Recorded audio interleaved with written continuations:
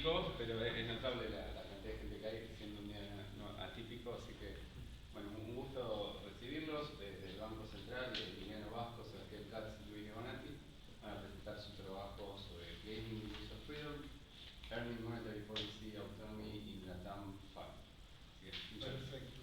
Bueno, muchas gracias por recibirnos, la verdad que bueno, siempre contentos de estar en la Facu, que es digamos, la casa mía, de Emi, bueno, de Luis, que da clases en otra universidad colega, pero bueno, siempre digamos, la Facu es una referencia importante y bueno, nos interesaba compartir este trabajo, que bueno, creo que algunos de ustedes que están por aquí escucharon una presentación del trabajo en las últimas jornadas de la Asociación de Economía Política, así que estrictamente, digamos, es un trabajo, no es reciente, digamos, tiene un tiempito, digamos, el laburo, pero bueno, a Daniel le pareció interesante y a Juanca, digamos, le pareció interesante que lo presentemos de todas maneras. Entonces, digamos, vamos a tratar de organizar la exposición de esta manera. Yo, bueno, me paro un poquito por acá, así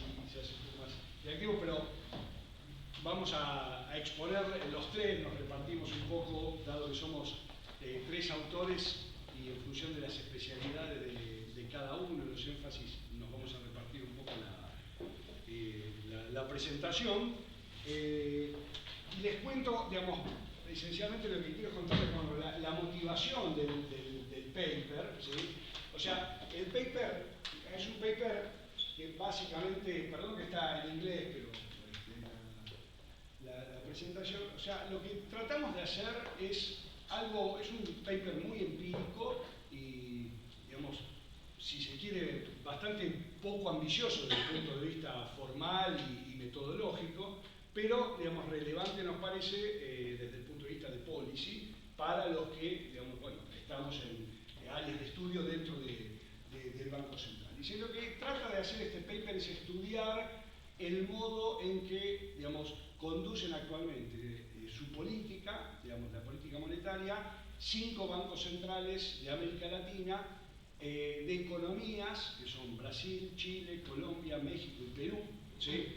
Economías todas que en los últimos 20 años adoptaron un esquema de metas de inflación, ¿sí? Que de alguna manera son todas economías que compartían problemáticas macroeconómicas similares, comunes a la economía argentina, ¿sí? Esto es, digamos, todas economías que venían en distintos momentos, algunos inmediatamente, otros un poco antes, pero de episodios de muy alta inflación o incluso que habían experimentado bastante recientemente situaciones de regímenes de alta inflación, ¿sí?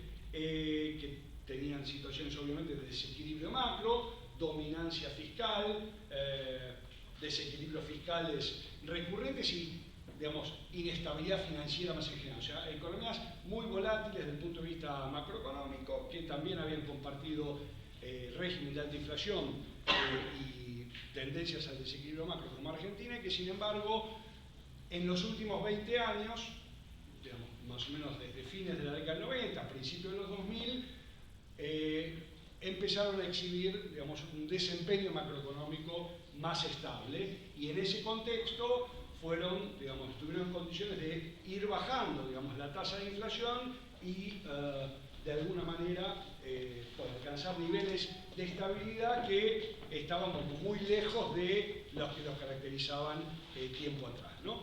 Y son economías relativamente comparables que de alguna manera se fueron como convirtiendo en, por lo menos en la región, en la referencia a la que aluden los organismos internacionales cuando dicen, bueno, si tengo que mirar 5 economías macroeconómicamente bien comportadas de la región, ya hay un grupo tipo LATAM 5, ¿no? O sea, de todos los informes, digamos, de Banco Mundial, del Fondo Monetario, etcétera, ven, digamos, estas 5 economías como, digamos, economías bien comportadas de la región. Entonces, lo que nosotros queríamos hacer es estudiar, si quieren ustedes, estimar perdón, la función de reacción, de policy de estos bancos centrales. O sea, básicamente, cómo manejaban su política monetaria en el contexto de un esquema de meta de inflación que, si quieren ponerlo en términos del trilema, digamos, de economía abierta, es una combinación en donde, bueno, tenemos economías financieramente integradas, ¿sí?, que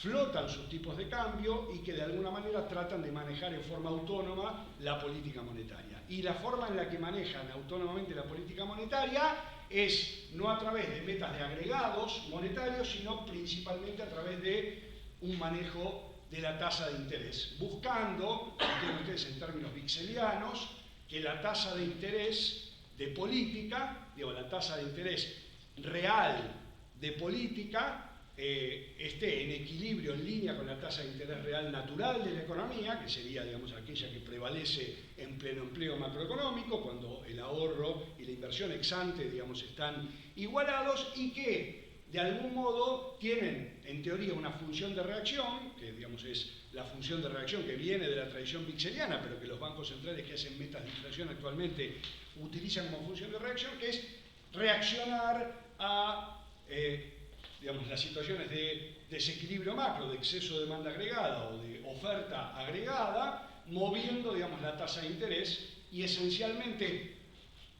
si quieren, poniendo, digamos, a la tasa de interés de política por encima de la tasa vixeliana cuando prevalece un estado de exceso de demanda agregada en la economía y eventualmente llevando la tasa de política por debajo de la tasa natural vixeliana cuando prevalece un exceso de oferta agregada. Esto es, cuando el ahorro ex ante supera, digamos, a la inversión, o viceversa, cuando la inversión planeada, digamos, supera al ahorro, ¿no? Y bueno, mueven la tasa de interés a través de, en principio, digamos, toda esta literatura mueve la tasa de interés a partir de seguir algo parecido a una regla de Taylor, digamos, y solo, me parece, todos seguramente lo recuerdan, la regla de Taylor esencialmente es, digamos, una estimación econométrica que resultó de un laburo famoso que hizo Taylor a principios de la década del 90, tratando de estimar cómo se había comportado la Reserva Federal de Estados Unidos en diferentes regímenes de política monetaria, o sea, cuán activamente, digamos, había usado, ¿no?, la tasa de política para poner a la economía en pleno empleo macroeconómico, ¿no? Y un poco lo que mostraba ese trabajo, digamos, de Taylor era que en las etapas en donde la inflación se escapó en Estados Unidos,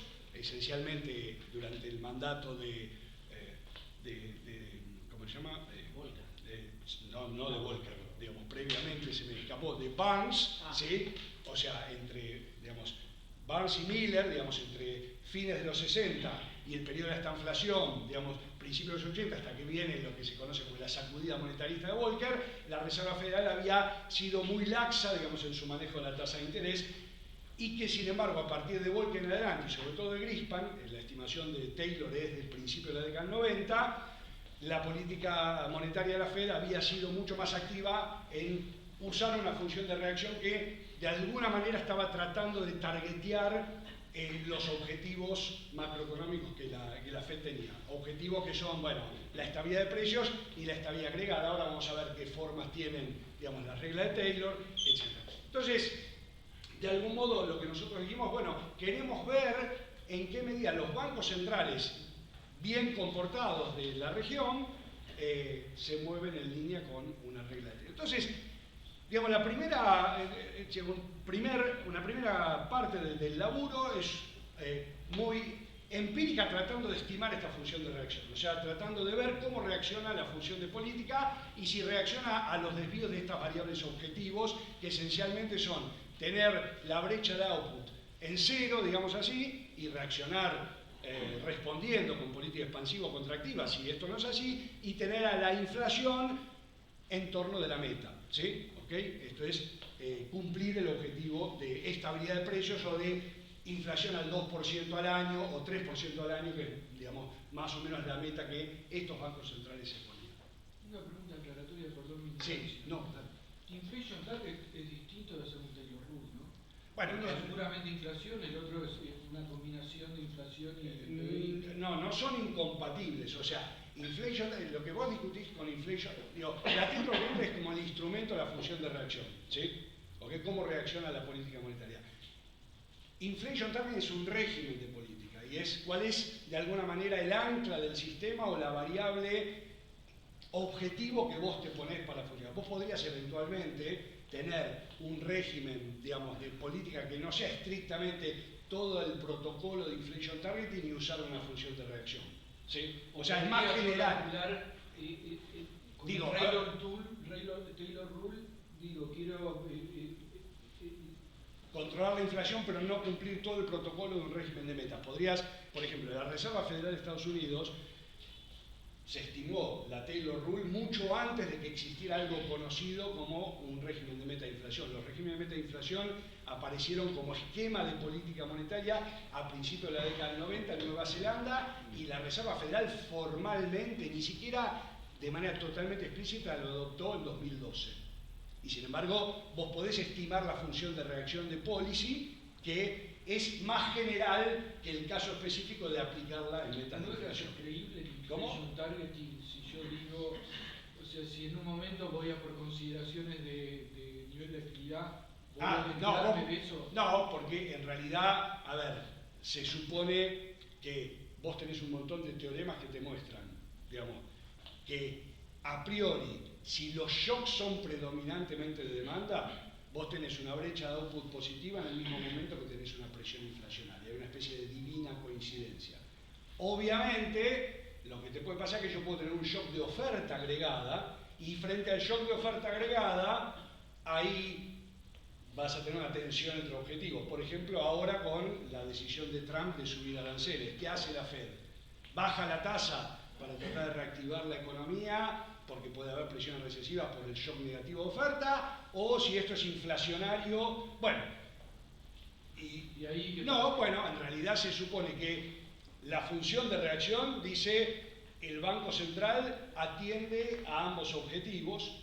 Un régimen de metas de inflación te pone en principio una especie de, llamémoslo como jerarquía de objetivos, en donde a priori se supone que el principal objetivo es cumplir la meta inflacionaria, pero hay diferentes variantes de la meta de inflación, o sea, lo que llaman flexible inflation targeting, que es, en realidad no lo cumplo. En todo caso, porque cuando hay un shock de oferta, si yo estoy convencido de que gané la credibilidad suficiente, puedo acomodar un shock de oferta y dejar que ese shock transitorio se disipe, siempre y cuando los efectos de segunda... Cambio el target temporariamente. Bueno, lo relajo. Y de hecho, se supone que cuanto más grado de libertad tenés, más creíble sos y más seguiste en promedio el protocolo del régimen, digamos, porque fíjate que metas de inflación, a diferencia de otro marco de política monetaria, tipo meta de agregado, que es tengo que cumplir esta meta de agregado, etcétera.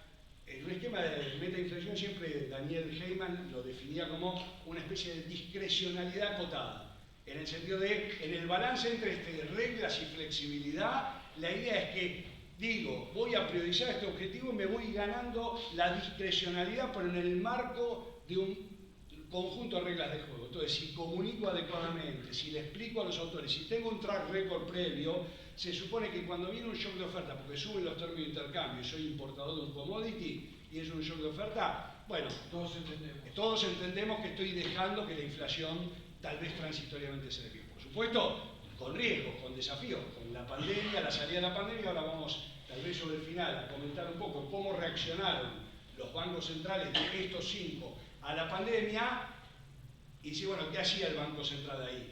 Porque tuve una aceleración de la inflación, en parte por la guerra de Ucrania, porque la economía global se reactivó. Bueno, ¿cuánto había de shock de demanda a la salida de una restricción de oferta? ¿Cuánto había de shock de oferta? Y si tengo poca credibilidad, probablemente tengo que reaccionar antes. Por ejemplo, todos estos bancos, vamos a ver que subieron las tasas de interés antes que la Reserva Federal, casi un año antes. ¿Por qué? Bueno, porque si la credibilidad no está totalmente asentada, entonces no tengo tanto grado de libertad, pero tengo mucho más de lo que tenía antes. Bueno, eso... Eli, ¿vos querías decir algo? No, que está es consistente la regla de Taylor con un régimen de meta de inflación, como dice Seba, flexible. El que decís vos por ahí es el estricto, que en la práctica es el que más se ve, es el flexible.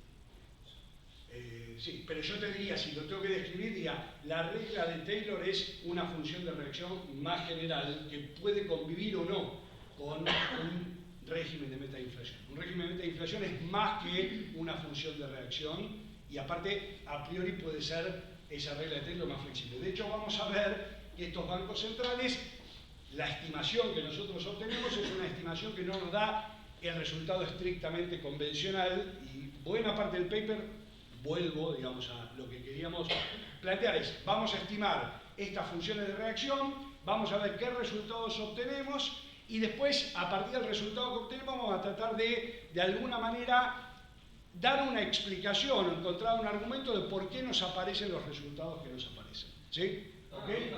Sí.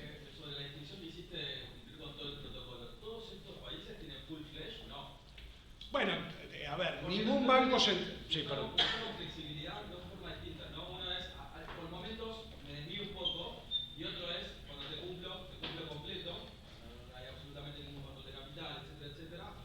¿A cuál de los dos está refiriendo? No, a ver, en realidad primero ningún país, digamos, y sobre todo si fue ganando credibilidad en el debate entre reglas y discreción, hace compromisos incondicionales de en toda circunstancia, siempre voy a, o sea, me guardo, digamos, algún grado de flexibilidad. Ningún país te va a decir, en principio, yo soy full inflation targeting, ¿sí? Y de hecho, se va justamente porque trata de guardarse un poco de la ambigüedad constructiva que te puede ir dando, decir, bueno, vos créeme que yo me estoy ocupando de esto, te voy a mostrar que me ocupo y de alguna manera me guardo cierta flexibilidad para responder. No solo eso, sino que vamos a ver, digamos, tal vez lo vamos a comentar, que estos países en determinadas circunstancias, ¿sí? Bueno, pero déjame decir una cosa, en determinadas circunstancias utilizan instrumentos de política complementarios de la panoplia de instrumentos del inflation targeting para cumplir ciertos objetivos. Por ejemplo, no son totalmente indiferentes a la acumulación de reservas internacionales. O, por ejemplo, usan activamente la regulación bancaria, pero con objetivos macroprudenciales, ¿sí? Que hoy igual eso es parte del estándar admitido en todas partes porque, de nuevo en relación a la pregunta que hacía Juanca, la tensión de objetivos de un banco central no es solo entre estabilizar el output y estabilizar la inflación, que si hay shock de demanda y hay divina coincidencia pueden ir más o menos de la mano, sino que junto con los objetivos, llamémoslo, de política monetaria, los bancos centrales tienen, sobre todo se curaron en salud después de la crisis financiera global, objetivos de estabilidad financiera, ¿sí? Y justamente en los países avanzados esa tensión entre objetivos de estabilidad monetaria y estabilidad financiera muchas veces es problemática y en nuestras economías suele ser más problemática no por el grado de desarrollo financiero que tenemos, que es mucho menor al de esas economías, no tenemos tanta intermediación financiera no bancaria, shadow banking o lo que fuese, pero es problemática justamente por un canal al que vamos a hacer referencia ahora, que es el canal financiero del tipo de cambio, ¿sí? O sea, el hecho de los shocks de riqueza que provoca el tipo de cambio y que muchas veces el tipo de cambio, en lugar de ser, como en el modelo del libro de texto, shock absorber, es shock amplifier, ¿sí? O sea, y esto obviamente le genera nuevos dilemas al policymaker en estas economías. No es indiferente a lo que le pasa al tipo de cambio, al punto que, si de nuevo lo ponemos de esta manera, metas de inflación, piénsenlo, integración financiera plena, ¿sí? Intento de manejo autónomo de la política monetaria y por lo tanto ¿qué? Desentenderme por completo del tipo de cambio. Bueno, la pregunta es ¿cuánto se desentiende por completo del tipo de cambio? ¿Cuánto podés no tener miedo a flotar? Entonces, de alguna manera, la pregunta que nosotros hicimos, pero bueno, las preguntas en este caso nos vinieron bien, ¿se entiende? O sea, nosotros dijimos, vamos a estimar la función de reacción de estos países, de estos bancos centrales, y nos vamos a fijar en qué medida justamente los bancos centrales fueron ganando credibilidad de política y se fueron gradualmente animando a dejar detrás, digamos, el tradicional miedo a flotar sus monedas que, por un montón de cuestiones que todos los que estamos acá conocemos, porque yo voy a mencionar después, hacen que en muchas circunstancias el tipo de cambio no sea un mecanismo de absorción de shocks, sino un mecanismo que tiende a amplificar, digamos, los shocks por un montón de canales. Entonces, nosotros queríamos ver, bueno, cuánto estos tipos se fueron graduando, si se quiere, en términos de comportarse en forma adecuada. Había, obviamente, un objetivo, digamos, no declarado explícitamente, pero este trabajo lo hicimos a fin de 2023 y era un pequeño mensaje para las autoridades del Banco Central en ese momento, que es, miren, y para las autoridades del Banco Central en ese momento y para las que venían también, que es economías con mucho desequilibrio macroeconómico, sin embargo, están en condiciones de gradualmente ir recuperando espacios de política. Y podemos tener una política monetaria razonablemente bien comportada, que nos dé buenos ¿cómo se llama?, resultados, buenas prestaciones en términos de la evolución macroeconómica, y ese camino se puede ir construyendo gradualmente. Y Argentina no tiene nada en particular que le impida, por ejemplo, recorrer ese camino. Es trabajoso, ¿sí?, pero estas economías vienen más o menos del mismo lugar que nosotros. Entonces, en realidad lo que buscábamos más bien era un mensaje implícito de policy sin hablar de Argentina. ¿Está? Aparte porque no podíamos hablar de Argentina y en general nunca uno como funcionario del Banco Central puede hablar mucho de Argentina. Por ejemplo, ahora seguro que nos salimos de la vaina todos por preguntarnos, bueno, ¿y Argentina ahora que está tratando de ir a este esquema de bandas se va a animar a flotar? No, bueno, cuando apagamos la cámara les vamos a dar nuestras opiniones. Bueno, no, las vamos a decir igual porque las vamos a decir a título personal, ¿sí? O sea, entonces, primero anticipo los resultados que nosotros obtuvimos para que veamos con qué queremos lidiar y después qué hicimos, ¿no? La primera cuestión es que ahora les muestro los resultados de la estimación, que le voy a dejar a Luigi que cuente la metodología, digamos, que adoptamos en el debate entre local projections y vector autoregression, pero esencialmente nosotros lo que obtuvimos fue resultados bastante convencionales para estos países. La estimación la hicimos, depende de las economías entre 2002 y 2019, antes de la pandemia. Digamos, por la disrupción de la pandemia nos parecía demasiado problemática en términos de, por ejemplo, estimar una brecha de output sin problemas, por todas las disrupciones que generó, pero esencialmente lo que encontramos fue, digamos, coeficientes en nuestra estimación de las reglas de Taylor que eran en línea con lo que predice una política monetaria bien comportada. ¿Qué querría decir? Que estos bancos centrales, por un lado, responden más que proporcionalmente a los desvíos de la inflación respecto de su meta, en función de la meta que cada banco tenga. Cuando la inflación se desvía, tienden en promedio a responder más que proporcionalmente, o sea, suben, y esto es lo que se conoce como el principio de Taylor en la literatura, que es lo que justamente la Fed de antes de Volcker, según Taylor, no había respetado, que es poner, en realidad, si yo hago que la tasa de interés nominal responda más que proporcionalmente al desvío de la inflación... Punto porcentual. ¿Cómo? En puntos porcentuales, digo. En puntos porcentuales, exacto. Si la inflación se me desvía 3 puntos, la tasa de interés nominal tiene que responder más que esos 3 puntos porcentuales, o sea, ser elástica en puntos porcentuales, porque es punto contra punto, ¿sí? O sea, exacto, que son desvíos en puntos porcentuales. Y es una elasticidad porque las dos variables están medidas en puntos porcentuales, responde la tasa nominal más que proporcionalmente al desvío de la inflación. ¿Con qué objetivo? Con el objetivo de lograr que la tasa real aumente, ¿sí? Y a priori, y eso va a depender de la estimación que tenga el Banco Central, se ubique por arriba de su estimación de la tasa real natural. ¿Sí? ¿Por qué? Porque lo que yo quiero generar es, si hay un exceso de demanda en la economía, quiero que la política monetaria genere un sesgo contractivo tal que la tasa real de mercado esté por arriba de la tasa real natural y eso dé lugar a una presión deflacionaria que acomode de nuevo, digamos, a la inflación. Sí.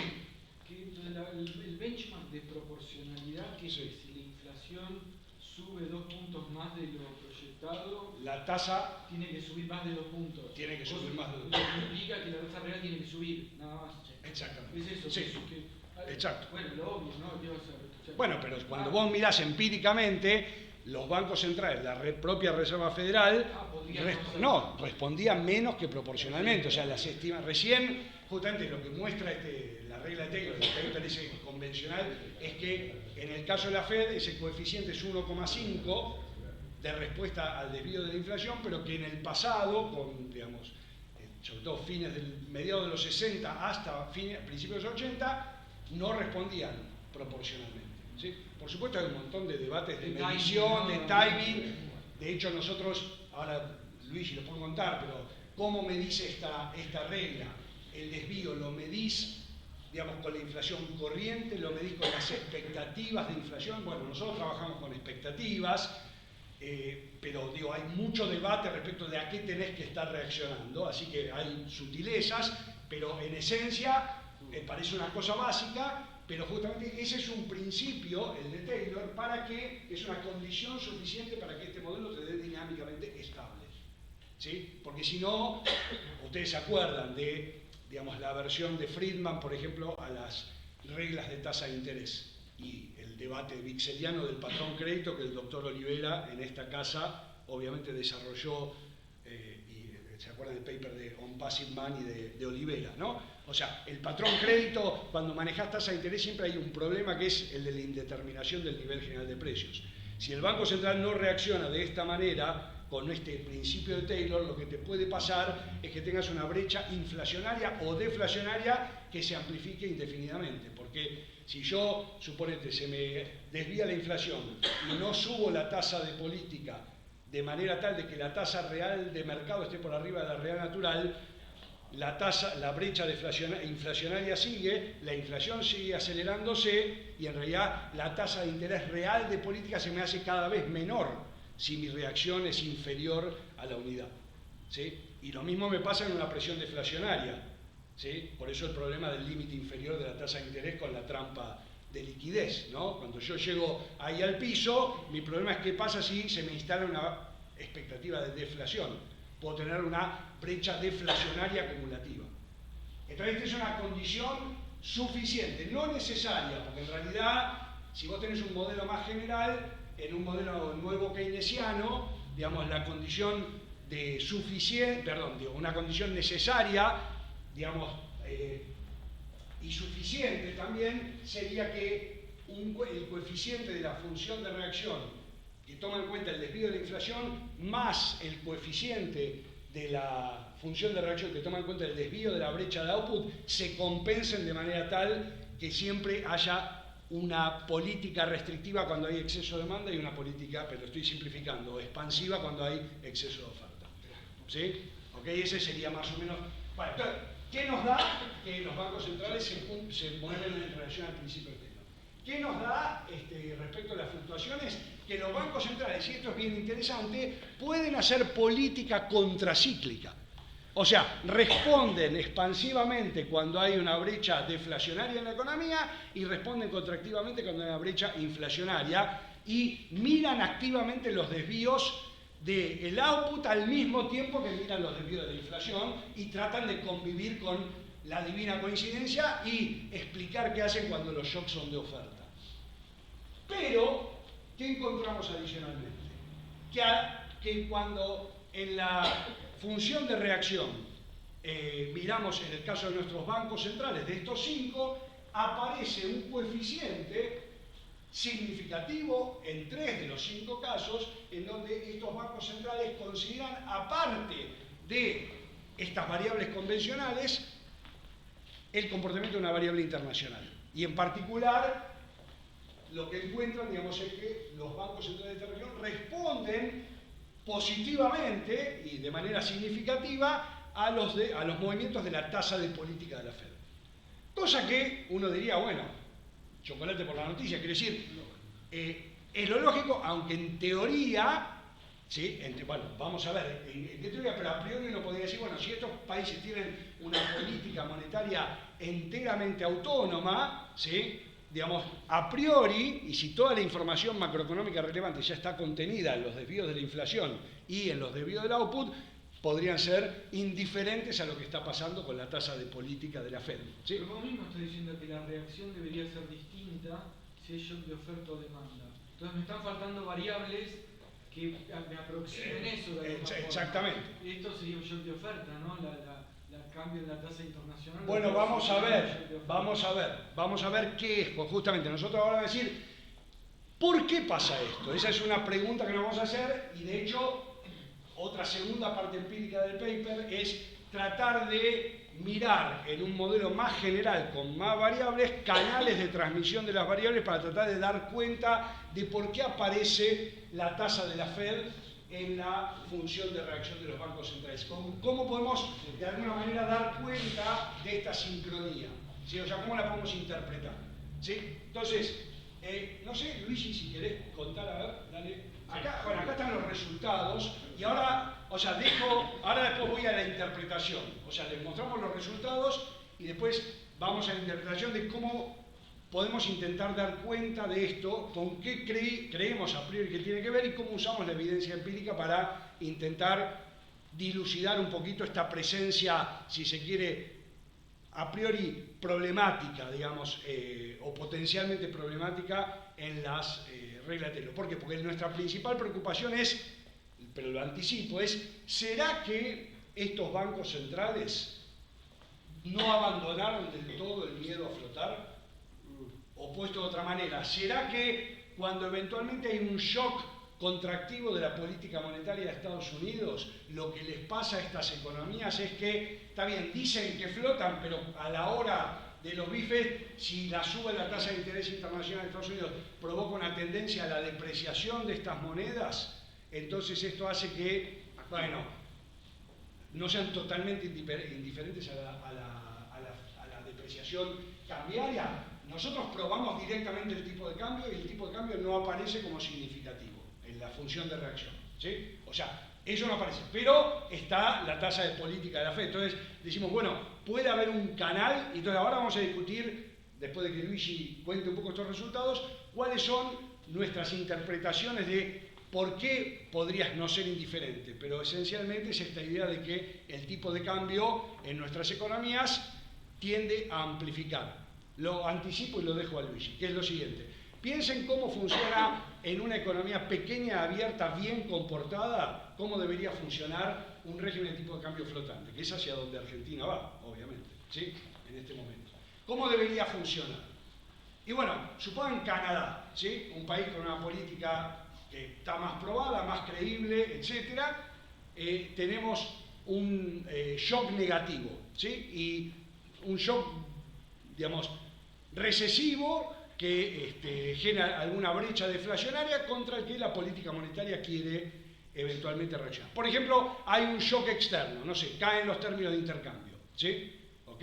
Justamente Estados Unidos le pone aranceles, nada muy lejano de la realidad, y el Banco Central se enfrenta, digamos, a este shock potencialmente contractivo, que en este caso no es obvio que sea un shock de oferta, es un shock de demanda, porque te está cayendo la demanda por tus productos, te están cayendo las exponetas. No es para propio Estados Unidos que es un incremento de los costos, o sea, lo podríamos pensar esencialmente como un shock negativo de la demanda agregada internacional.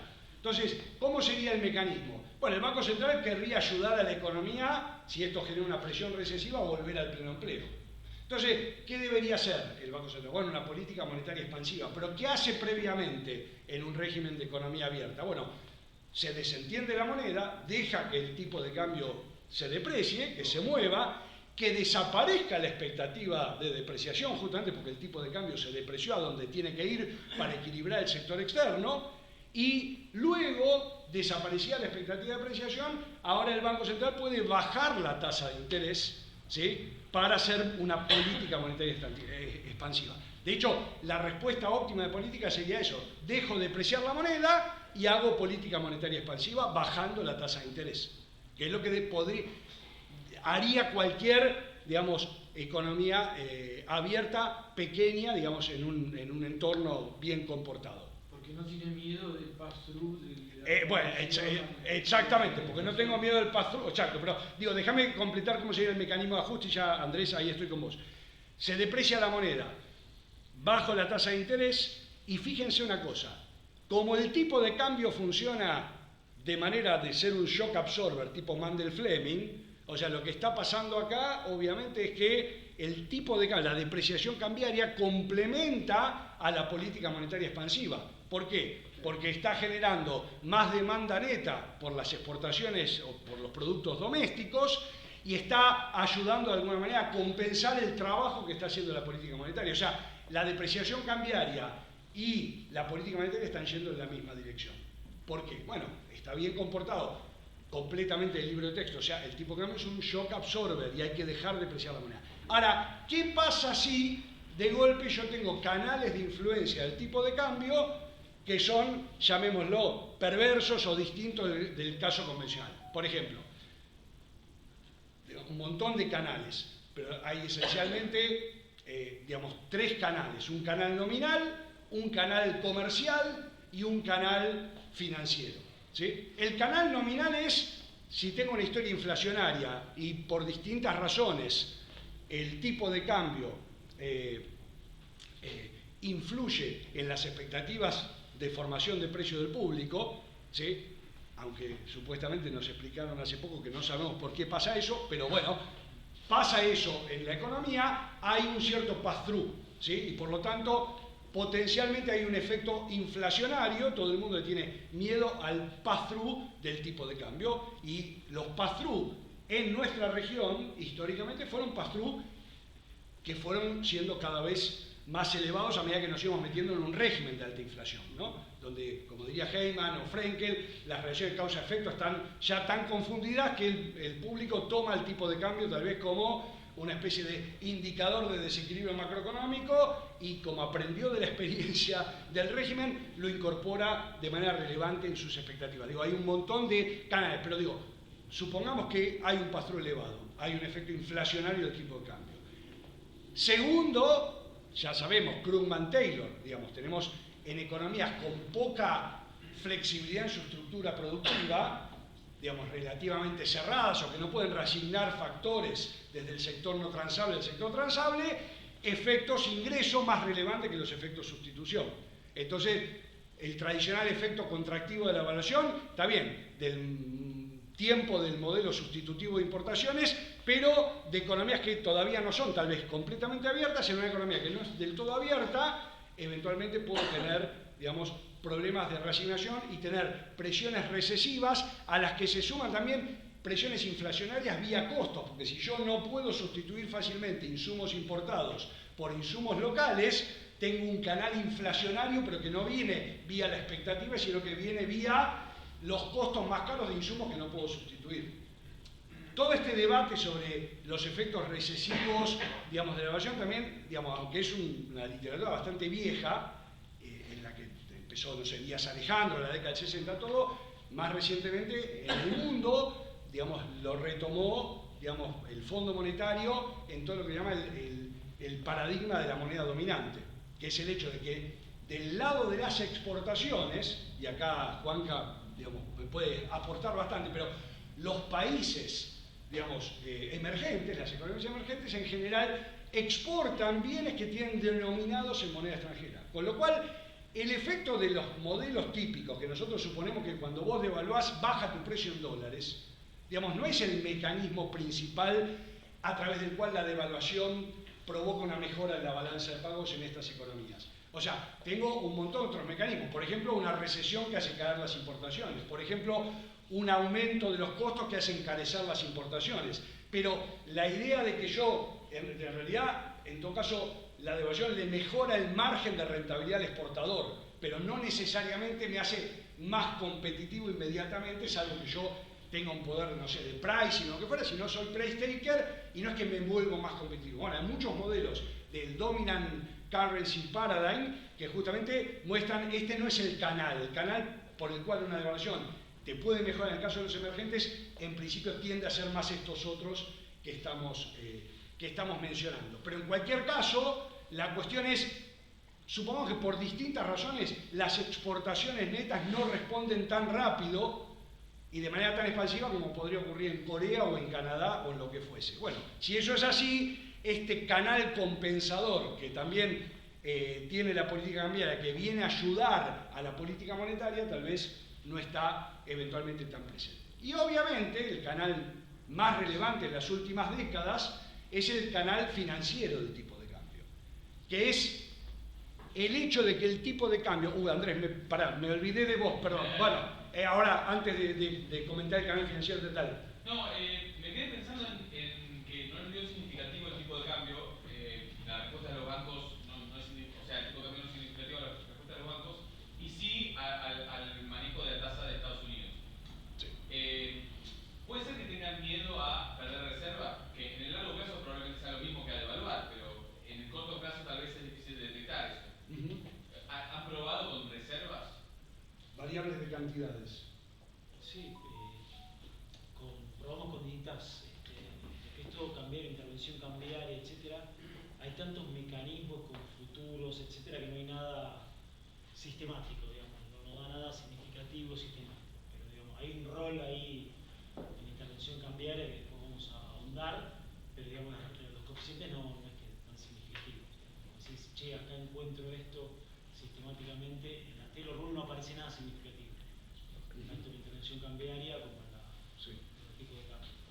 De todas maneras, déjame decirte que estos bancos claramente no son indiferentes a su posición de reservas, porque de manera deliberada, como decía antes, cada tanto muchos de ellos anuncian, por ejemplo, estrategias de intervención, ¿sí? Por ejemplo, el Banco de Chile te dice, voy a comprar reservas internacionales, pero no está targeteando el tipo de cambio en el momento, pero sí le preocupa la pérdida de reservas, ¿sí? Pero no de una manera sistemática tal que eso aparezca, digamos, en la regla.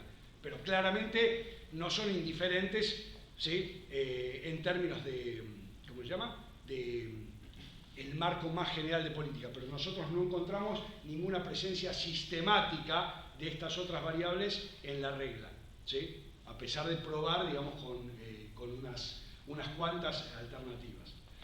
Déjeme decir lo del canal financiero, que básicamente, bueno, son los efectos de hoja de balance del tipo de cambio, ¿no? O sea, si yo tengo agentes endeudados en moneda doméstica, claramente puedo tener un canal, digamos, a través del cual una devaluación cambiaria empeore, digamos, la posición patrimonial, financiera de los deudores en esa economía, y a través de ese mecanismo eventualmente provocar, digamos, tensiones o endurecimiento de las condiciones financieras, sumado al hecho de que... Público y privado. ¿Cómo? Público y privado. Sí, claro, público y privado, o sea, de todos los deudores, y el sector público... Pega el sector público, el presupuesto. Exactamente, digo, de cualquier deudor de la economía doméstica, y te diría, en estas economías, por ejemplo en Argentina, pega principalmente ¿en dónde? En el sector público, porque el sector privado no financiero argentino es acreedor neto del resto del mundo, ¿sí? O sea que, de hecho, hasta uno podría pensar que si querés traer los dólares habría un efecto riqueza positivo, ¿sí? Que nunca se materializa, pero que nunca se materializa, no tanto, porque en la crisis del 2002, de hecho, parte del mayor poder de gasto vino dado por los que ganaron en términos reales con la devaluación. Pero yo tengo un canal financiero, que ese canal financiero no es solo endeudamiento explícito en divisas, sino también el rol que en estas economías, en muchos casos, tienen los actores no residentes en los mercados de deuda denominada en moneda doméstica también, ¿sí? En general, digamos, hay bastante evidencia que muestra que las depreciaciones cambiarias lo que provocan en muchos casos es, digamos, situaciones de salida de capitales de no residentes que están colocados en el mercado doméstico, que por el contrario entran cuando la moneda experimenta tendencias a la apreciación cambiaria. O sea, y IAIS, bueno, varios analistas que miran el ciclo financiero internacional toman al tipo de cambio también como, digamos, una especie de medida resumen de cuán laxas o restrictivas son las condiciones financieras en estas economías, ¿sí? Entonces, un argumento podría ser, si el tipo de cambio tiene un rol vía el canal financiero relevante, una depreciación de la moneda, desentenderme la depreciación de la moneda, si todos estos canales nominales, inflacionarios, recesivos, el canal comercial no es muy fuerte y el canal financiero es más fuerte que el canal comercial, entonces una depreciación cambiaria acá, en realidad lo que provoca es que, digamos, en lugar de complementar a la política monetaria, la depreciación cambiaria tiende a, digamos, contrarrestar los efectos expansivos de la política monetaria. ¿Y qué les pasa a los bancos centrales típicamente en la región? Y esto, cuando digo típicamente, bueno, no es lo que nos pasa, lo que vemos acá, pero a priori buena parte de la agenda de investigación de los organismos internacionales en este momento es tratar de acomodar la presencia de este canal financiero y estos efectos, digamos así, de shock amplifier del tipo de cambio. De hecho, por ejemplo, el Fondo Monetario Internacional, el BIS también, sus modelos macro para estas economías dan cuenta, como no daban cuenta en el pasado, pero ahora sí, de estos efectos, digamos así, medio perversos del tipo de cambio. ¿Qué te pasa cuando el tipo de cambio eventualmente no cumple el rol de ser shock absorber, sino que cumple un rol contradictorio que complica el manejo de la política monetaria? ¿Cuál es la política óptima en ese caso? Entonces, nosotros, ¿qué dijimos? Bueno, tal vez la presencia de la tasa de interés internacional en nuestra función de reacción está de alguna manera dando cuenta de que los bancos centrales de estas economías le ponen cierto ojo a lo que está pasando con eventualmente algún desarrollo internacional adverso. Bueno, ahora vamos a ver, y lo vamos a contar, que esto no necesariamente es así. No, volviendo al ejemplo del shock negativo sobre los términos de intercambio y esta reacción de permitir la evaluación y después bajar la tasa, estaba pensando en el efecto de portafolio también, porque cuando, digamos, el portafolio de los agentes entre dólares y pesos, la baja en la tasa de la política monetaria podría influenciar los incentivos para mantenerse en moneda extranjera, ¿no es cierto? No, porque de vos, mandar más dólares. No, porque si vos eliminaste la expectativa, digo, vos de la paridad de tasas. Ya eliminaste la expectativa. Justamente, si yo deprecio, digo, la idea es depreciar para que desaparezca la expectativa de depreciación y que entonces vos ahora puedas llevar para abajo la tasa de política. Sin esas expectativas. Porque depreciaste la moneda. ¿Entendés? Friedman, Argentina. el origen, digamos, de esto del shock absorber, Sí. del lado de lo financiero, que justamente al convalidar esa expectativa de depreciación se ocurre, justamente el portfolio en pesos queda más barato y más atractivo al traer de vuelta de capital. Sí. Eso te pasa mucho en las acciones. Sí, pero hay que confiar que de entrada eliminaste todo. La idea es que la UIP, digamos, describe, Sí. digamos, de manera estable y adecuadamente el arbitraje entre activos domésticos e internacionales, ¿no?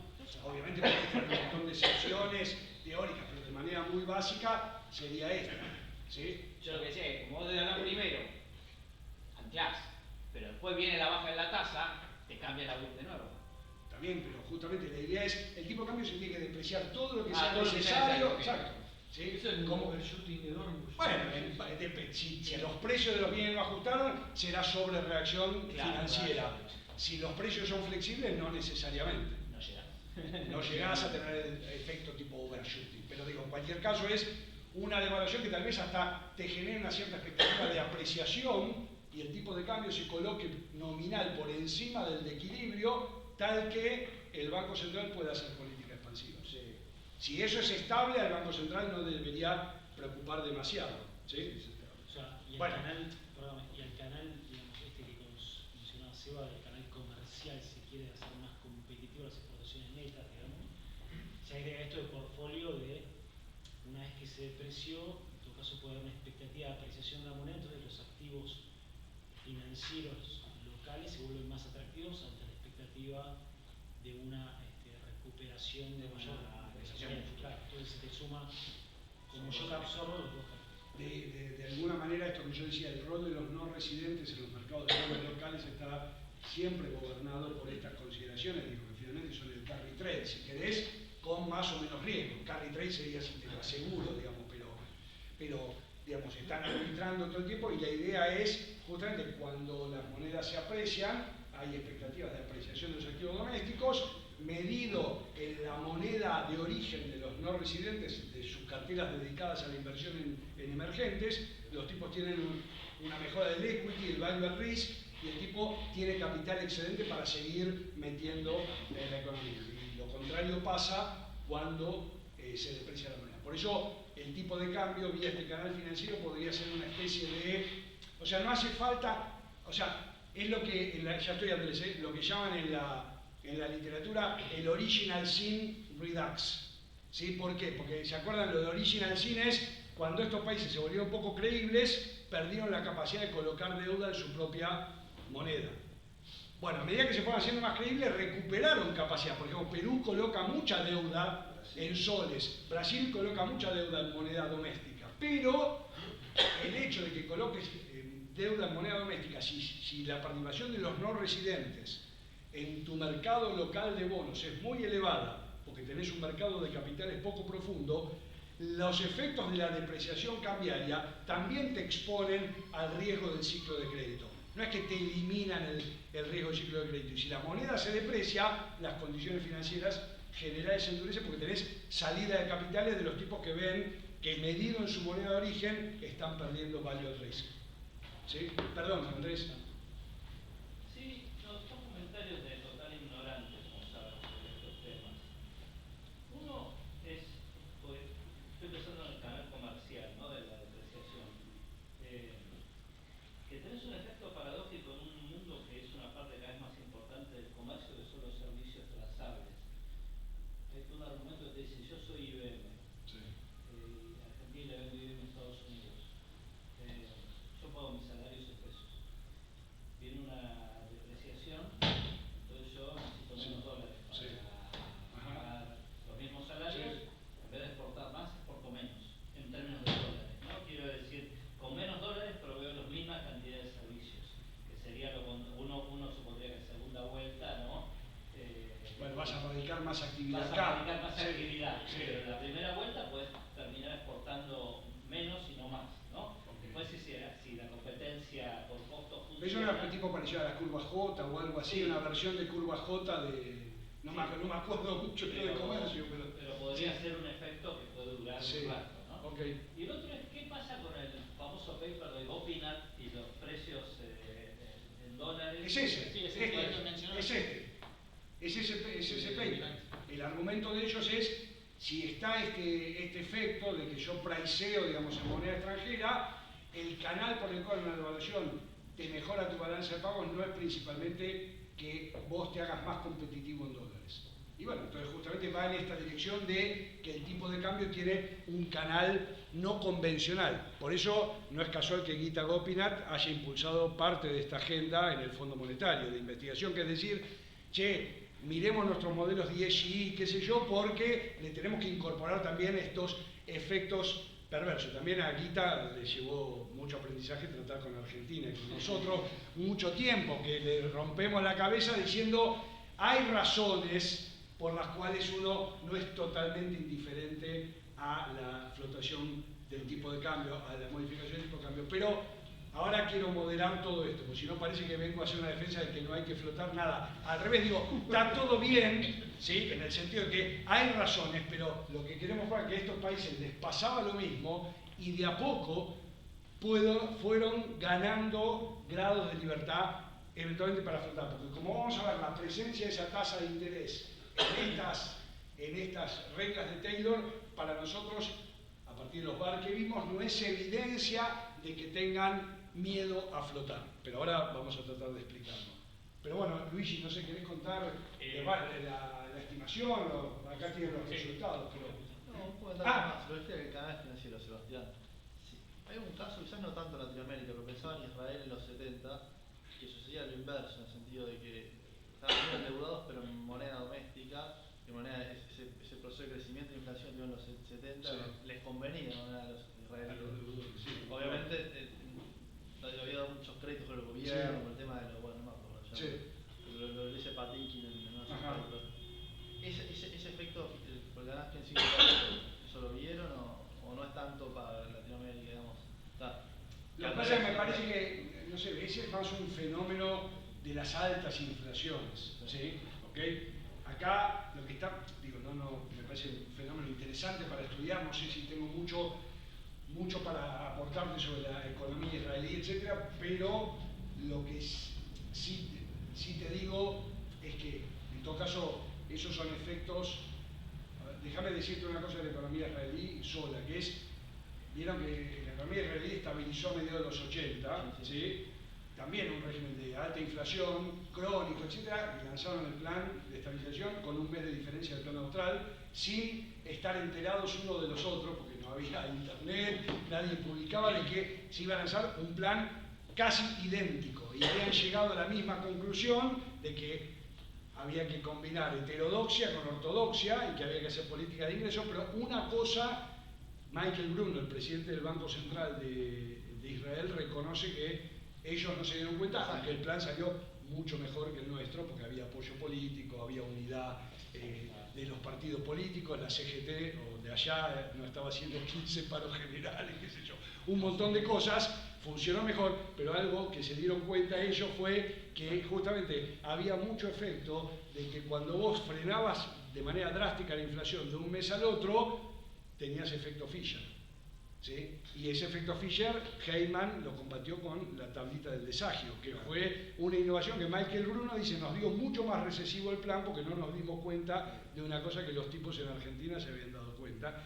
y tiene mucho que ver con que en Israel era muy importante las relaciones financieras domésticas y tuviste mucho efecto Fisher negativo, pero todas estas cosas que nosotros estamos mirando no tienen que ver con cómo se desinflaron inflaciones muy altas, sino una vez que dejaste atrás los episodios de desequilibrio, bueno, ¿qué hiciste en este régimen? Pero con inflaciones que ya en el punto de partida eran muchísimo más moderadas, ¿sí? Entonces, digo, igual decía previo, no en los 80, en los 70, cuando empezaron a subir a 20 y pico, no sé, pero no, ¿cuánto lo pasa? No, bueno, ok, para pensar, no te puedo...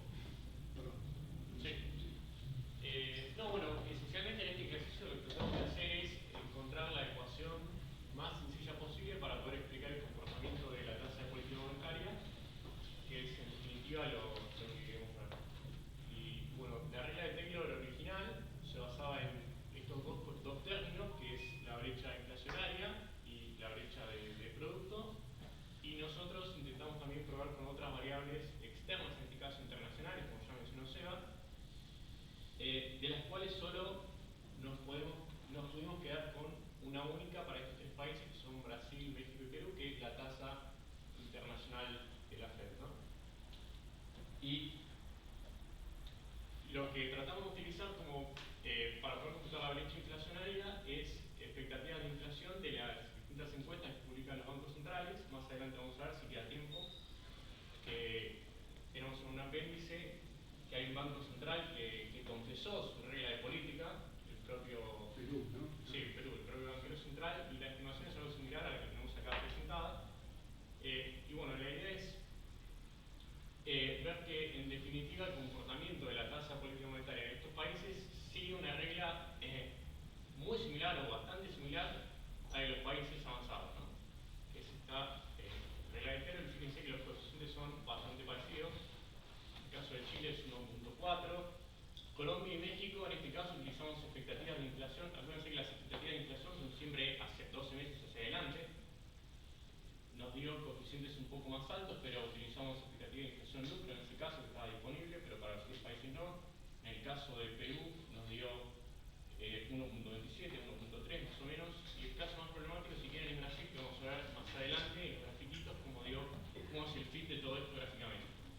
Pero bueno, la idea esencialmente era encontrar la ecuación más sencilla posible que se asimilara a la regla de los países avanzados, donde se ocupan de los dos primeros términos, y que tuviese sentido económico, donde pudiéramos encontrar un coeficiente mayor a 1, de forma que cumplamos con el principio de Taylor para la brecha inflacionaria, y con coeficientes positivos para la brecha de productos, ¿no? Ustedes piensen que en un régimen de tipo de cambio, si siguiera un régimen de tipo de cambio fijo, por ejemplo, y trataran de estimar esta ecuación, por ahí la primera fila les podría haber dado así, pero la segunda, justamente eso es lo que no contempla el régimen de tipo de cambio fijo, porque la tasa probablemente esté reflejando el ciclo de actividad del otro país al cual nos estamos fijando. Así que, bueno, en la siguiente diapositiva tenemos el fit de estas ecuaciones, donde lo que está sombreado es el periodo que utilizamos para la estimación, ¿no? Puede ser que en algunos países empiece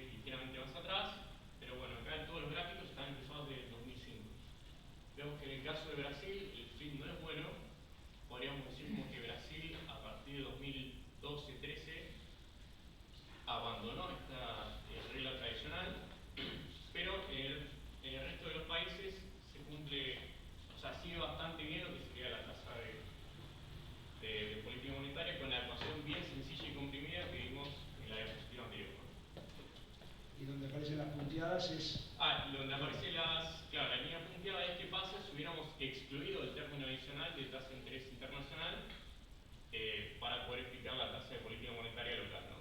Y vemos que en los casos donde tenemos la tasa de interés internacional, sobre todo estos dos, México y Perú, aumenta bastante el PIB, ¿no? Sobre todo el caso de Perú.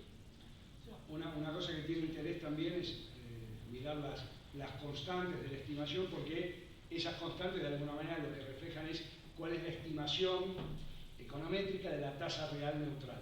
¿Sí? Sí. ¿Okay? Sería aquel en el cual el desvío inflacionario y la brecha de output está en cero. Y es bien interesante que Brasil claramente tiene una tasa de interés real de equilibrio estimada económicamente muy superior a la del resto de las economías. ¿Sí? Y esto, a priori, una tasa de interés real de equilibrio elevada podría reflejar dos cosas, ¿no? O mucha inversión o poco ahorro, ¿sí? Para ponerlo de manera sencilla. Y en el caso de Brasil, en la última etapa más bien pareciera estar reflejando el poco ahorro. Acá en el LATAM 5 tenés economías, digamos, de inflación 2, 3 y Brasil 10, ¿no? La pregunta es si no genera... 2, 3, perdón. De 2-3% anual y Brasil ya es 10, digamos. Nosotros... No, pero su meta inflacionaria es 4,5. ¿Sí? Sí. La meta, ¿no? Durante mucho tiempo la inflación es del 10%, entonces la pregunta es si no se mezclan un poco los objetivos de largo plazo de convergencia de la inflación con un ejercicio como este, donde estás mirando un poco las reacciones quizá más de corto plazo. ¿Se entiende la pregunta? Vos estás comprometido con otro objetivo, que no solo la regla de Taylor, sino decir, bueno, cómo voy desinflando el largo. Y eso por ahí modifica las reacciones políticas. ¿Se entiende el punto? O sea, que Brasil... Por ahí, la pregunta es, si sacás, creo que Brasil es el único caso extremo, si lo sacás, digamos, te da lo mismo, digamos. Igual está por separado. Están estimadas independientemente, y de hecho Brasil es el que peor nos ajusta.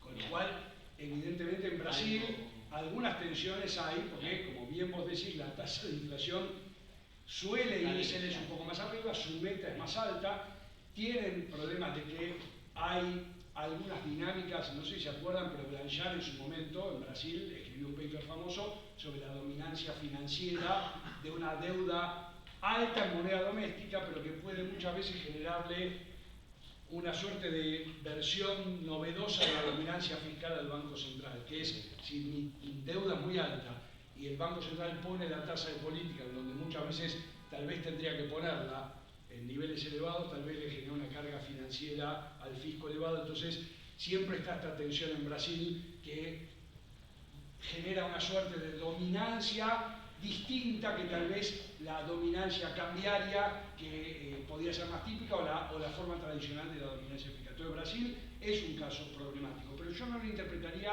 como un país que está tratando, o sea, ellos consideran que están operando en un régimen de inflación en torno a los últimos años. Sí, o sea, digamos, les costó bastante. Acá, digamos, bueno, tenés las tasas de política, no podés ver las inflaciones, pero su inflación promedio estuvo en torno a 5% con picos. ¿Sí? Ahora después podemos ver qué les pasó. Brasil también tenemos el caso de que la crisis profunda de 2015-2016, donde a la vez tuviste una suba muy fuerte de la inflación y una caída bastante aguda de lo que sería la brecha de producto. No sé.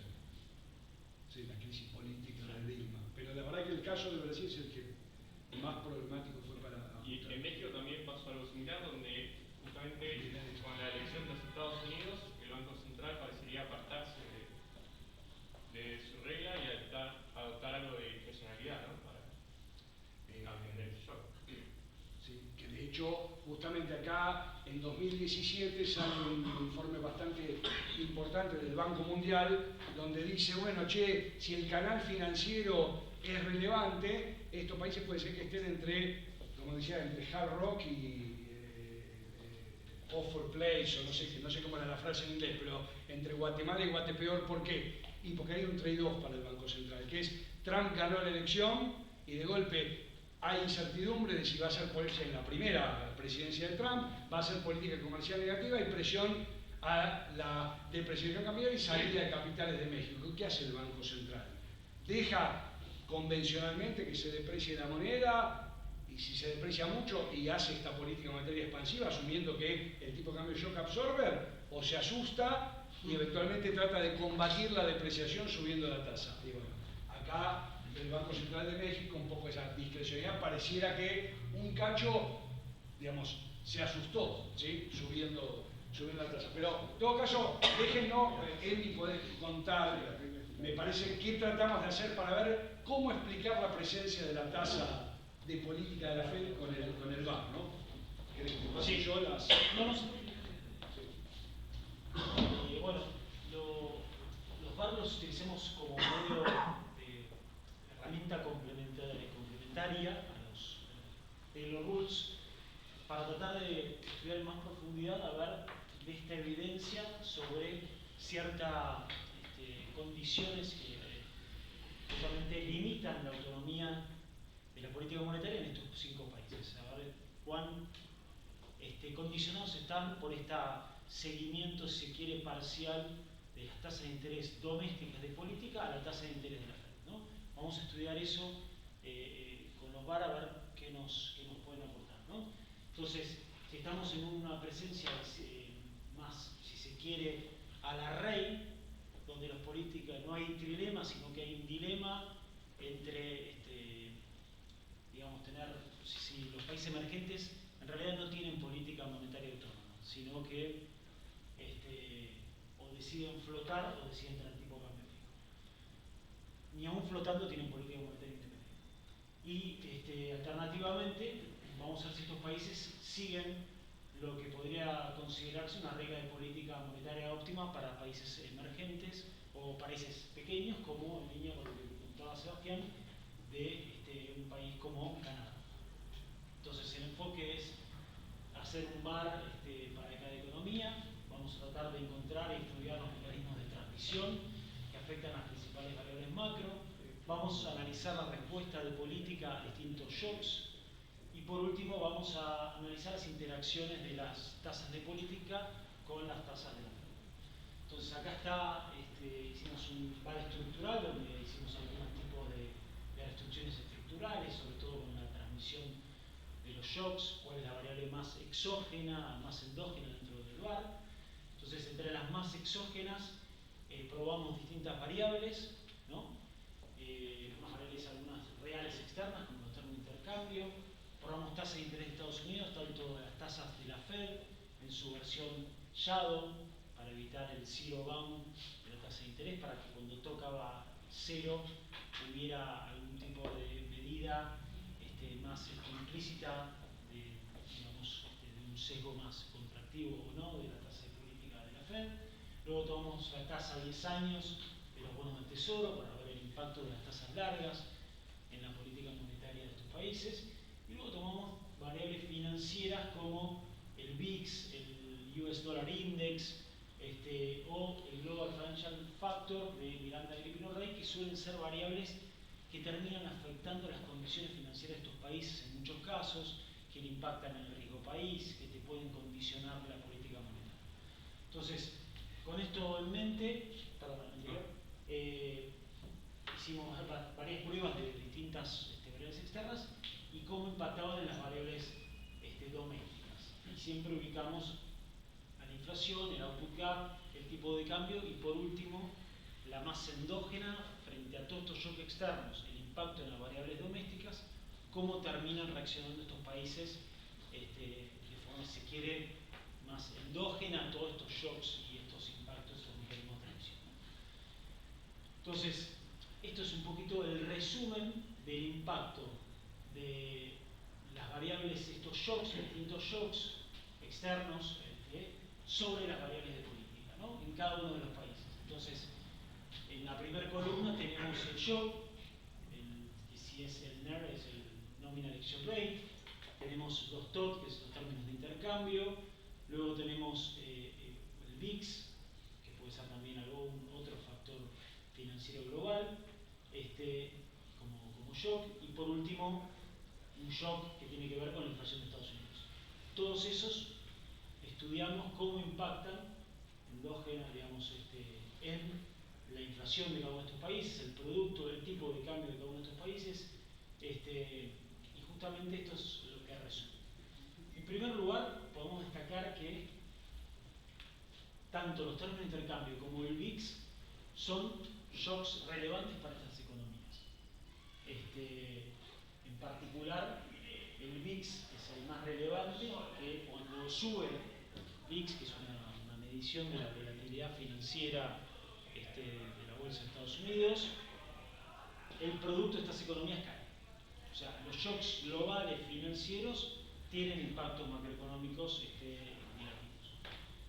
En segundo lugar, encontramos como los términos de intercambio también es un shock externo, en este caso real, positivo, obviamente cuando sube, pero es asimétrico, vale por la baja como la suba, como el shock, que es que cuando los términos de intercambio suben, es favorable para el producto de estas economías. ¿Sí?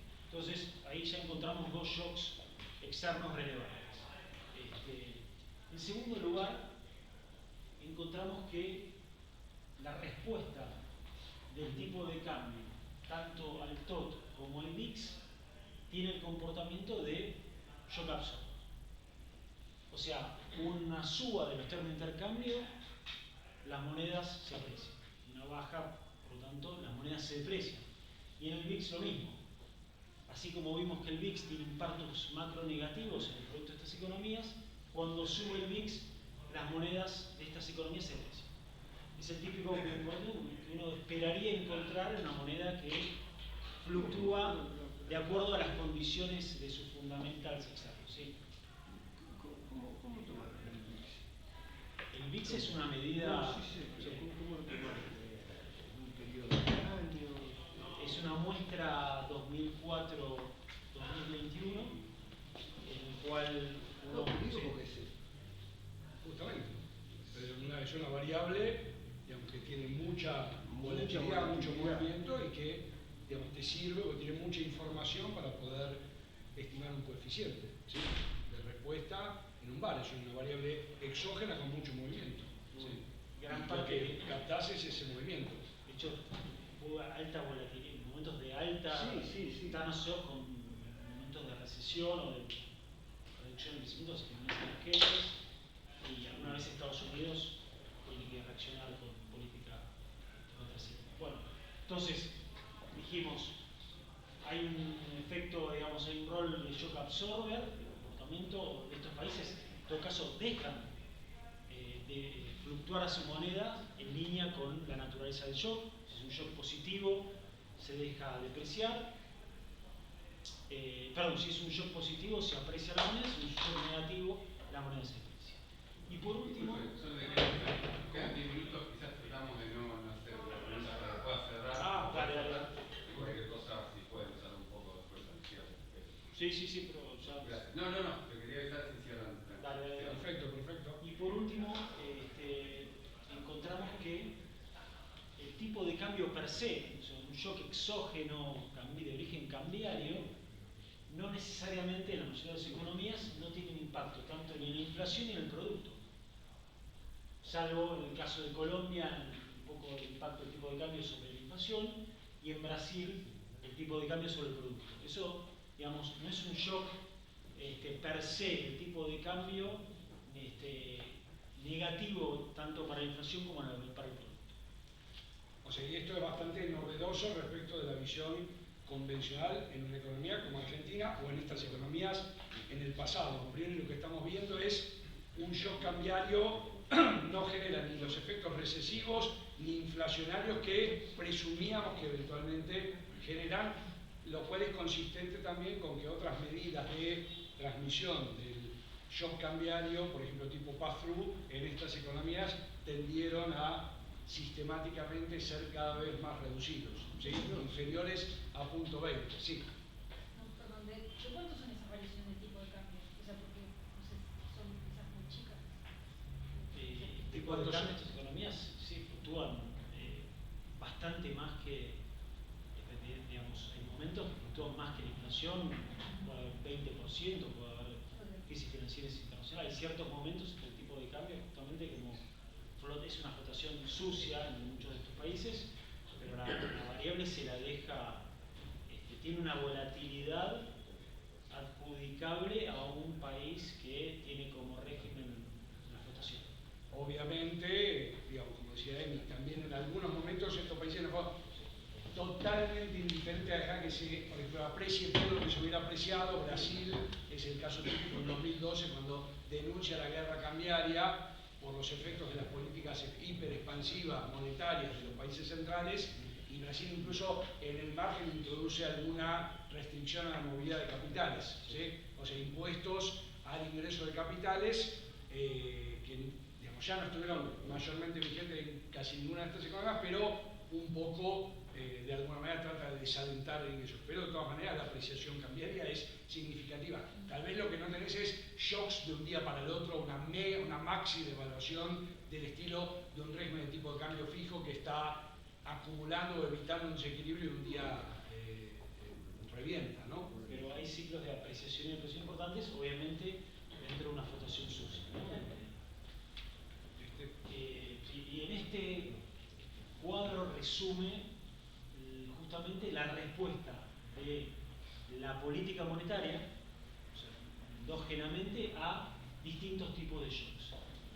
O sea, en el anterior vimos distintos shocks, la respuesta de las variables macro, y ahora es distintos shocks, la respuesta de la política monetaria de estos países, o de la tasa de interés de política de estos países. Entonces, en los shocks tenemos shocks considerados, encontrados en los barcos como exógenos de la inflación, del producto, del tipo de cambio, que son los más domésticos, y tenemos los shocks de naturaleza más externa, como los shocks sobre los términos de intercambio, el VIX, y ahí metimos toda la discusión, que sí encontramos algunas cosas en la regla de Taylor, metimos shocks sobre la inflación de Estados Unidos, shocks sobre la tasa de la Fed, de política monetaria, y shocks sobre la tasa de 10 años, ¿no? Y entonces, lo primero que, digamos, tres cuestiones más importantes a destacar.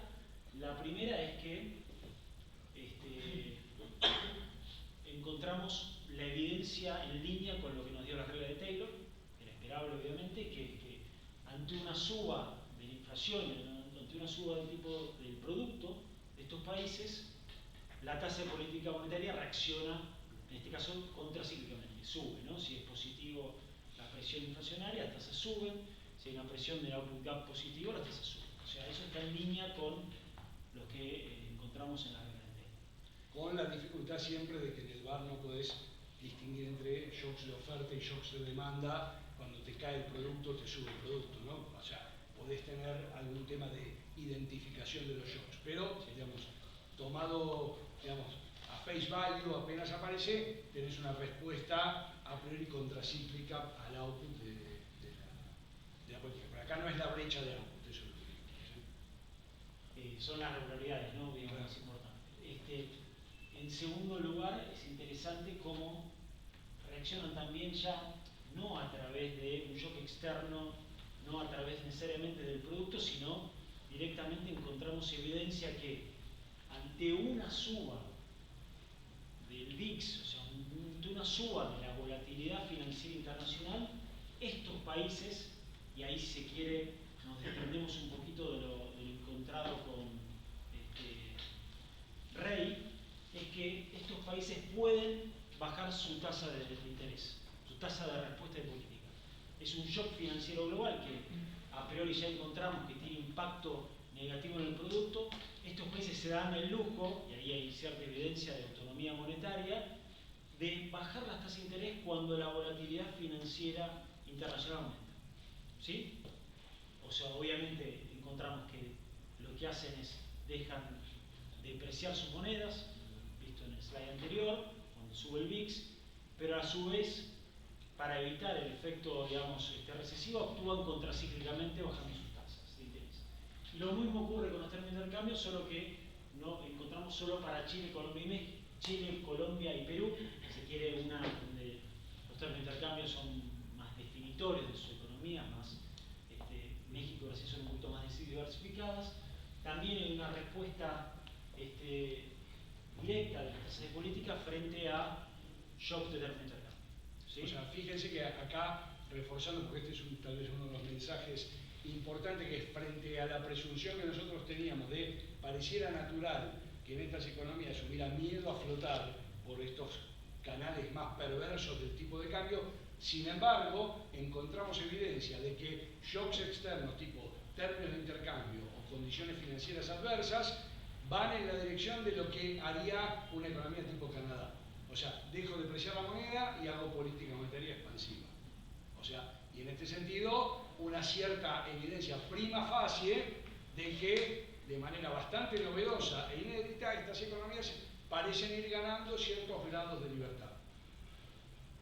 No queremos exagerar, pero nos parece bastante auspicioso. Sí, y en esa línea, ahí vemos la diferenciación. Fíjense, las tasas de la política de la Fed, shocks sobre las tasas de la política de la Fed o sobre la tasa de 10 años, sí encontramos en algunos países, ahora vamos a ver, eso que habíamos encontrado en la regla de Taylor, que, por ejemplo, en el caso de Colombia, México y Perú, ante una suba de la Fed, estos países acompañan con una suba, algún tipo de respuesta. Y en el caso de Brasil y también en Perú, es un tema de la tasa a 10 años. Pero fíjense la diferenciación. Hay seguimiento a las tasas de política o las tasas de Estados Unidos, pero no necesariamente al VIX. Y ahí es donde entra la diferenciación. El shock financiero global negativo está más asociado a índices como el de Agripino Rey de condiciones financieras globales, al VIX, y no necesariamente a la tasa de la Fed, que es lo que quisimos profundizar, digamos. La tasa de la Fed, muchas veces la Fed mismo, frente a un shock financiero global, baja las tasas. Entonces, en los últimos 15 años ya no hay una correlación donde el shock financiero se originaba en suba de las tasas de la Fed, sino que las subas de las tasas de la Fed están más asociadas a un componente de inflación que es común, global, compartido por la Fed y estas economías. Estas economías enfrentan presiones inflacionarias que globales, si la Fed reacciona con sus tasas, y eso hace que también, al compartir este fenómeno de economías globalizadas, hay un componente inflacionario común que hace que, la Fed, así como la Fed reacciona con suba de tasas, estos países también reaccionan con suba de tasas, y nosotros creemos que es una de las hipótesis que justamente lo que hay detrás es esto que aparece en la regla de Taylor de un seguimiento parcial a las tasas de política, está más asociado a un componente de inflación común, ¿sí? Que en el caso, bueno, No, el comentario, pero un poco en la línea que lo que decía Emi. O sea, nosotros, fíjense, encontramos que estos países, a diferencia de lo que uno podría pensar con la hipótesis del canal financiero del tipo de cambio, no hay demasiada evidencia de un miedo a flotar excesivo, cualificando lo que decimos por el hecho de que estos países, bueno, acumulan reservas, hacen regulación macroprudencial, etc. Pero cuando miramos la evidencia global, a priori los países tienen cierta flotación, y sin embargo, entonces la pregunta es, bueno, ¿y por qué está la tasa de política de la Fed metida en la regla de Taylor? ¿De qué es evidente? Entonces, cuando discutimos esto, lo que estamos pensando es en la siguiente explicación. Pensamos que hay un movimiento común, y de hecho eso lo miramos mirando la inflación internacional, que es que, piensen lo siguiente, supongan que tenemos economías muy integradas y que hay un shock inflacionario global. Bueno, tipo Ucrania, por ejemplo, o la inflación post-pandémica. La Reserva Federal va a subir la tasa, y más o menos de manera simultánea, si ese shock es común, nuestros países la van a subir. Ustedes dicen, bueno, ¿por qué no está captado todo esto en la reacción a la inflación doméstica?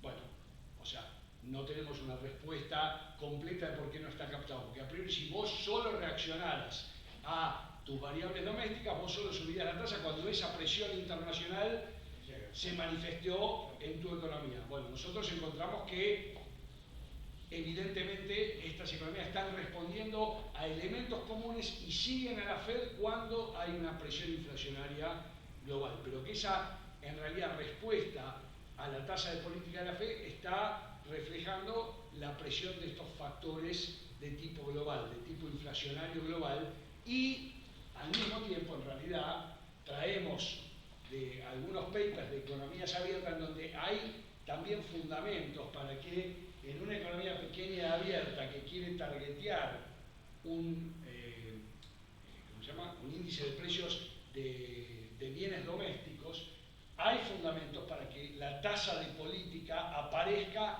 en la respuesta óptima de política en una economía abierta y pequeña. ¿Sí? ¿Ok? Lo de Chile, ¿por qué es? ¿Cómo? La diferenciación de Chile. La diferenciación de Chile. Claro, que no se mueve. Claro, que no responde. O sea, Chile, digamos, no te está respondiendo a la tasa de política de la Fed, y acá podés tener dos explicaciones. O sea, no tenemos una explicación completa. Nosotros constatamos que no responde. Una es que simplemente, si vos tenés, no aplica el caso de Brasil, por ejemplo, una explicación en Chile es: yo tengo credibilidad suficiente, espero que venga el desarrollo inflacionario en mis propias expectativas. Y no me anticipo y no reacciono. Esa es una explicación que a priori es más difícil de sostener para el caso de Brasil, en donde Brasil, fíjense que no responde a la tasa de política de corto, pero sí responde a la tasa de 10 años, con lo cual está mirando una variable internacional. Pero en el caso de Chile, que no responde a ninguna de ellas, uno podría pensar que porque tenés una credibilidad mucho más cimentada. ¿Sí? De hecho, una cosita, este tema de la credibilidad más o menos cimentada de estas economías es un tema relevante para ver cómo uno interpreta este hecho que mencionábamos antes, que es cómo reaccionaron, cómo reaccionaron las tasas de política en el periodo posterior a nuestra estimación. La última sección del trabajo la destinamos un poco a discutir con las reglas estimadas previamente cómo se comportó la política monetaria en el periodo pospandémico, o sea, pandemia y pospandemia, y lo que se ve acá, fíjense que casi todos estos países, digamos, reaccionan, es cierto, de manera mucho más temprana que la Fed,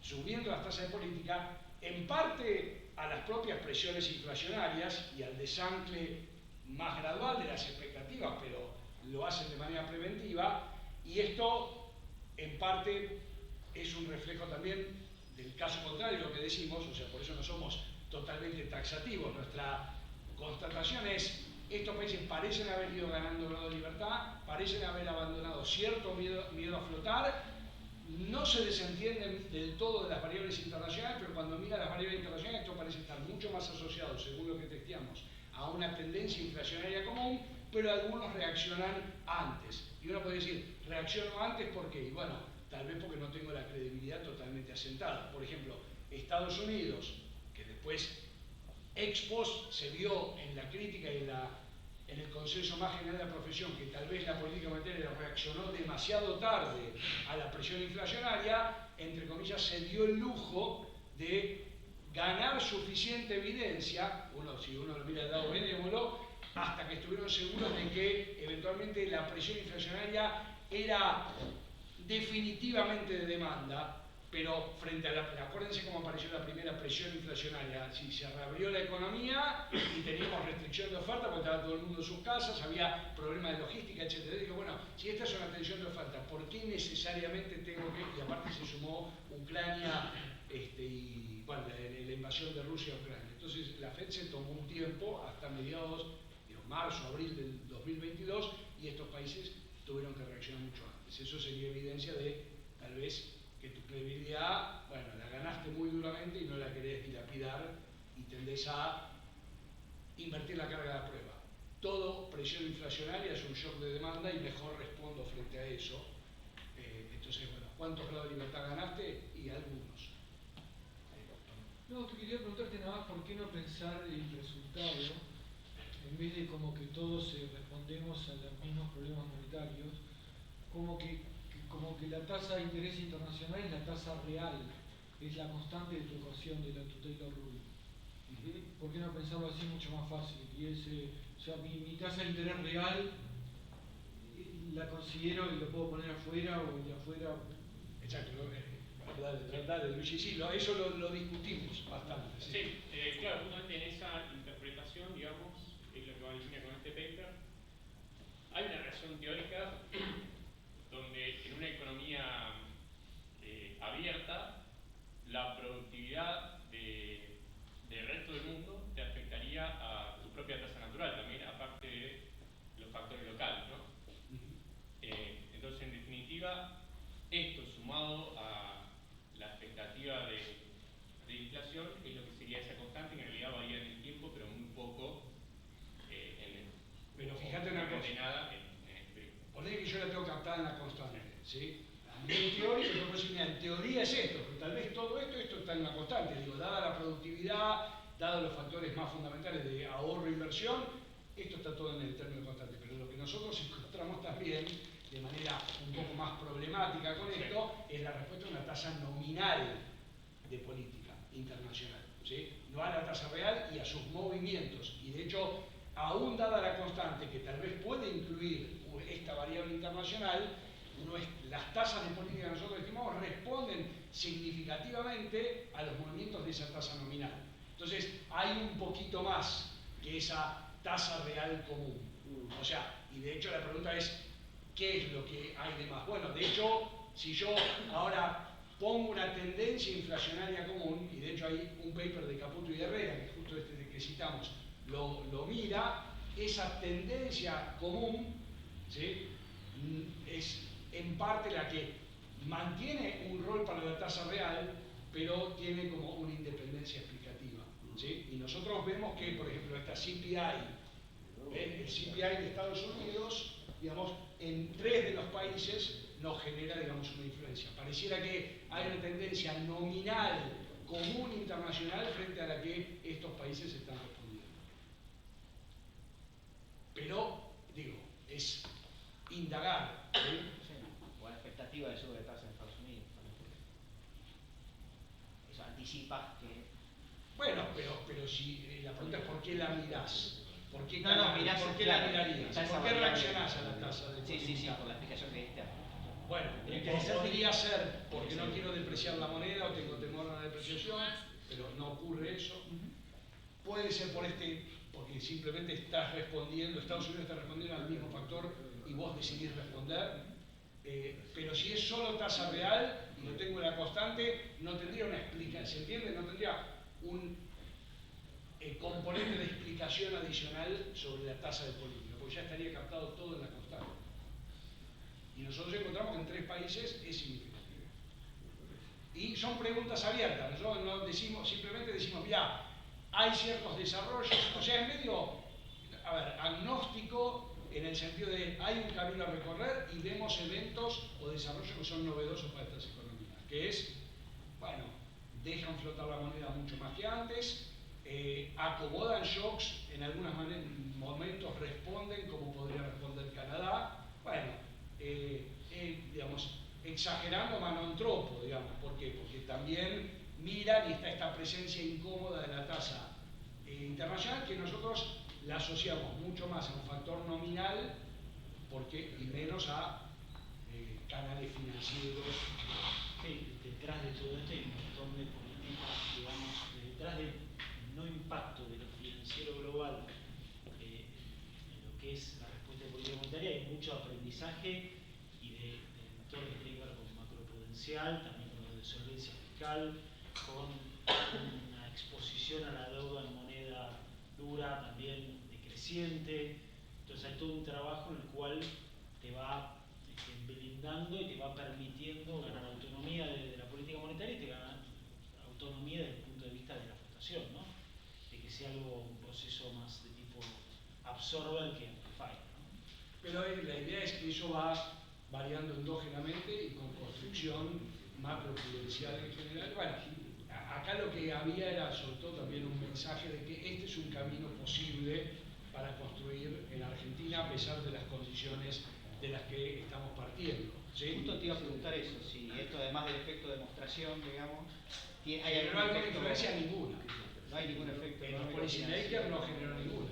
No, me refiero a que por ahí esto mejora las oportunidades para que si haces esto vos después llegue más rápido, sea más fácil. No, bueno, a ver, cada economía es una economía distinta, pero lo que sí tenés es probado un camino de economías que hace 20 años exhibían hechos estilizados muy parecidos a los tuyos y que después de un recorrido, cada uno con su enfoque, por ejemplo, Perú fue muy taxativo en la regulación macroprudencial, en evitar los descalces del sistema, otros países adoptaron otra economía. En todos los casos hay, como decía Emi, lecciones de cierto equilibrio de las cuotas públicas, bajar el grado de fragilidad financiera del sector público y de la economía en su conjunto, profundizar los mercados de capitales domésticos, bueno, todas esas cosas dan ciertos espacios para que no tengas una hecatombe cada vez que hay que procesar un shock, porque shocks vas a tener que procesar un montón y se puede funcionar en economía de que te tenés que quedar atado al mástil. Pero ¿qué en los resultados dice que es efectiva la regla que siguieron estos 5 países? O sea, vos...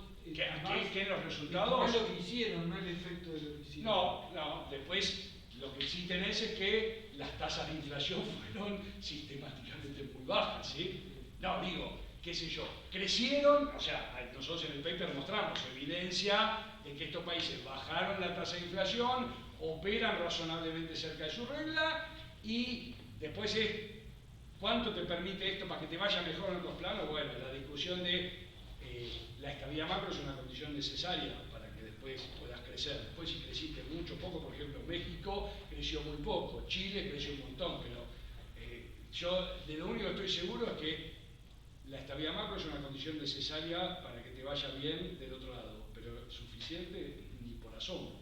Eso lo tienen que decir ustedes. Pero ustedes, vos lo estimaste usando cuántos años.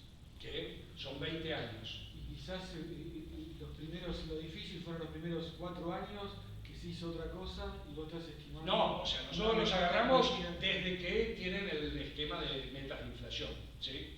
O sea, todos... Desde que tienen, pero la estimación responde a lo que pasó durante 20 años. Es un promedio, digamos, de lo que pasó durante 20 años. Sí. Que más o menos tiene sistemáticamente parecido, porque viste la Taylor Rule fitea bien en esos 20 años. ¿No? Okay. O sea, más o menos. Ah, está bien. ¿Por qué? Porque no te entendí yo la No, la respuesta de esta. ¿Pero cuál es? O sea que el fin no es una mezcla de cosas. no es que está agarrando un promedio y que se hizo otra cosa los primeros 3 años. No.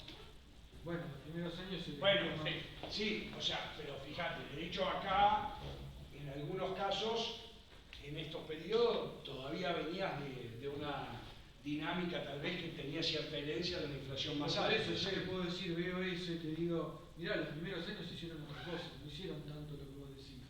Y una vez que se estabilizaron, ahí sí hago la Taylor Rule. Ok, y vos me estás queriendo pero ¿cuál sería el problema de resultados? eso?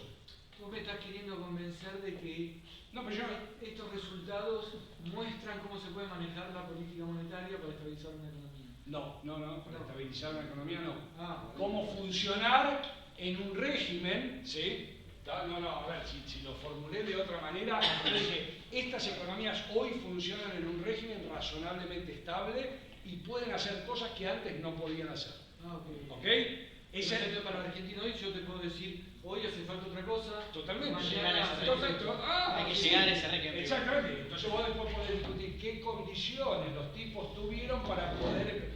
Digo, si me decís, ¿se podía hacer inflation targeting cuando nuestra inflación era 25%? Ya probamos que no en Argentina. ¿Sí? Cuando tenías dominancia fiscal, ya probamos que no.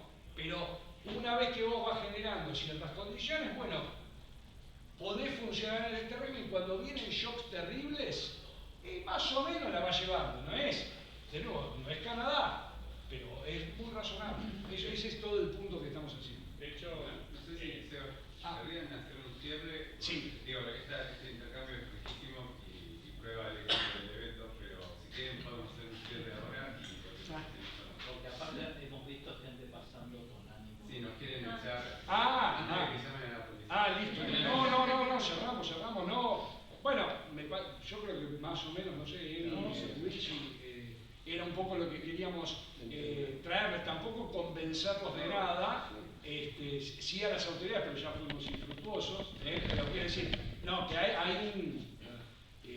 países de la región que, bueno, en este momento funcionan de manera razonable, pudieron reconstruir ciertos márgenes de maniobra para la política monetaria, y entonces no vemos ninguna razón por la cual eso no pueda pasar en Argentina, que no tiene nada de particular, digamos. En todo caso, tiene un tema cultural, la cultura es endógena al desequilibrio macro.